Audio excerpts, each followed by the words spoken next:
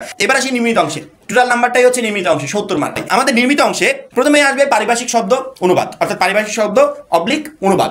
এখন পারিভাষিক শব্দের জন্য আমাদের সাজেশন আছে, অনুবাদের জন্য সাজেশন আছে। অনুবাদের জন্য আমি প্রশ্ন উত্তর সহ রেডি করে দিয়েছি। পরবর্তীতে দিনলিপি প্রতিবেদন, অলরেডি দিনলিপি লেখার নিয়ম নিয়ে একটা ভিডিও আপলোড হয়েছে আমাদের।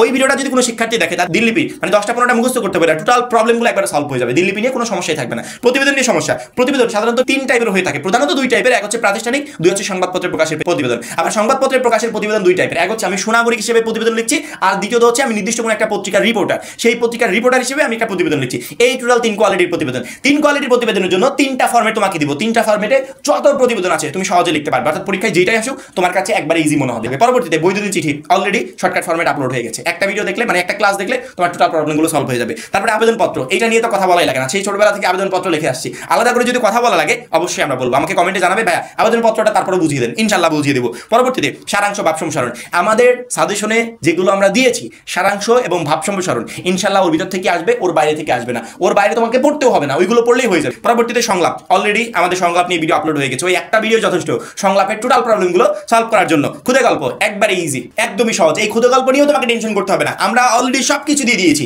তাহলে আমরা যা যা দিয়েছি এইগুলো কমপ্লিট করতে একটা শিক্ষার্থী সর্বোচ্চ 15 দিন থেকে 20 দিন সময় লাগবে। আমি যদি বাড়িও ধরি 1 মাস সময় লাগবে। এই 1 মাস সময়ই এনাফ বাংলা দ্বিতীয় পত্রে A+ নিশ্চিত করার জন্য। সেটা হতে পারে তোমার সামনের পরীক্ষা অথবা বোর্ড পরীক্ষা, যে কোনো পরীক্ষার জন্য আমরা এভরিথিং দিয়ে দিয়েছি একটা পরীক্ষায় A+ কনফার্ম করার জন্য। লাস্টে প্রবন্ধ রচনা আমি কয়েকটা দিয়ে অলরেডি বলেই দিয়েছি, এর ভিতর একটা কমন পাবে না, একাধিক প্রবন্ধ রচনা কমন।